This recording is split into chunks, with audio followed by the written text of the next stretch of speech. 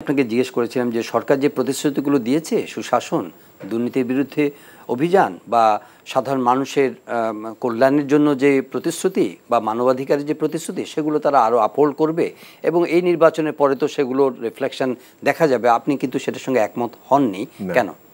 কারণ হলো যে আপনি দেখেন এই বর্তমান সরকার ধারাবাহিকভাবে একই রাজনৈতিক দলের সরকার হলেও আমরা ওই যে 2009, 10, 14 পর্যন্ত যে সরকারকে দেখেছি, তার আচরণ এবং তার যে সমস্ত চিন্তা ভাবনার কার্যকলাপ, তার সাথে তো 2014 পরের নির্বাচনের পরের যে সময়কাল, তার সাথে তো মেলে না। মানবাধিকারের কথাই বলেন, দুর্নীতির কথা বলেন, সুশাসনের কথা বলেন, এমনকি সরকারি ব্যয়ের দক্ষতার কথা বলেন। ঠিক একই রকমভাবে 2018 পরের থেকে যেই পরিমাণে ঋণ এই সরকার নেওয়া শুরু করলো,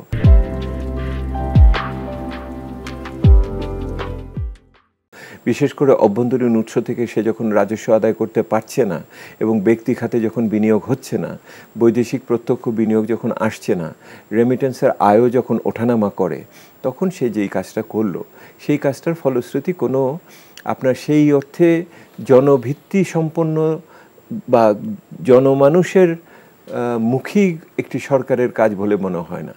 একটা সংবেদনশীল গণতান্ত্রিক সরকারের প্রতিক্রিয়া কি হয় এই সমস্ত ক্ষেত্রে? সাম্প্রতিককালের ঘটনাবলী তো আমাদের কিংকর্তব্য বিমূঢ় করে দিয়েছে। বাংলাদেশের সবচেয়ে গর্বের যে সমস্ত পেশা আছে, সেই গর্বের পেশাগুলোর যে ঊর্ধ্বগুলো থাকে, তার যে সম্মানের জন্য মানুষ দেশপ্রেমের জন্য নিজেকে উৎসর্গ করে, জীবন দেয়, দেশকে রক্ষা করে, আমাদের জীবনমানের নিশ্চয়তা দেয়, সেই মানুষগুলোর ওই সম্মানটাকে হানি করা হয়েছে। বুঝেছেন? এটা ব্যক্তির বিষয় না, ওই সম্মানটাকে হানি করা হয়েছে। কোনো আন্তর্জাতিক সমাজ যখন আমার দেশের কোনো নাগরিকের উপর যদি কোনো ধরনের ব্যবস্থা গ্রহণ করে, এটা তো আমাদের সামগ্রিক সামষ্টিক অসম্মান। এটা ব্যক্তি না, আমাদের রুলিং ক্লাস তো এটা মনে করে না। এটা তো ওনারা কি মনে করে না যে আপনি যে কোনো নাগরিক কাছে বলেন, সেটা আমার কাছে আমার একটা সামষ্টিক অসম্মান হিসেবে আমার কাছে লাগে। ঠিক হোক বেঠিক হোক, তাহলে যদি বেঠিক হয় তাহলে এটার জন্য তো আমি সভ্য সমাজে প্রতিষেধক ব্যবস্থার ভিতরে আছে।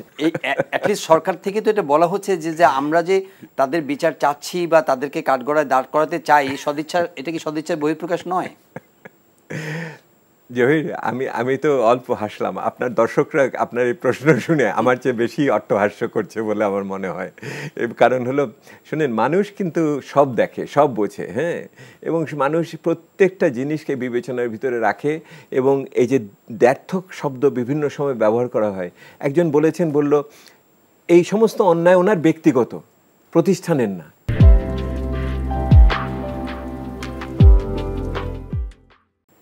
আমি যদি এই প্রতিষ্ঠানে বসে, আমি যেখানে চাকরি করি, যদি আমি অন্যায় করি, তো এটা প্রতিষ্ঠানের উপর বর্তাবে না? আমি তো বলছি, তা আপনি তো আমার উর্দির অপমান করেছেন, আপনি আমার দেশপ্রেমে আঘাত দিয়েছেন। আগে দিনের বেলা চুরি হতো, এখন সেটা ডাকাতির পর্যায়ে চলে গেছে। মানে এখন মধ্যরাতের ব্যাংক বিক্রি হয়ে যাচ্ছে। হ্যাঁ, এইটাই তো ঘটনা। এখানে সেন্ট্রাল ব্যাংকের নজরদারিটা কোথায়? সেন্ট্রাল ব্যাংক, এই যে আপনাকে তো মানে সেন্ট্রাল ব্যাংক তো একটা রাষ্ট্রেরই একটা অঙ্গ। সেই রাষ্ট্র যদি তার নিজস্ব শক্তিকে কার্যকরভাবে ব্যবহার করতে না পারে, তাহলে প্রতিটি অঙ্গইকে যে এই সময় রাষ্ট্রের প্রদত্ত শক্তিগুলো কিন্তু আর কার্যকর থাকে না, অবশ হয়ে থাকে। কিছু ঘটনা, কিন্তু যদি আপনি মানে সামগ্রিক চিত্রটা দেখেন, তাহলে আপনার কাছে কি মনে হয়? আমি সামগ্রিক চিত্র দেখে বলি, এইটুকু বুঝি, একটি রাজনৈতিক সরকার নিজের পায়ে নিজে কুড়াল মারছে। আমি এইভাবে দেখি যে উনি মনে করছেন যে কুড়ালটা আমারও থাকবে, পাটাও থাকবে। আসলে তা থাকে না, ওই কুড়াল দিয়ে ওই পায়ে তখন আঘাত আসে।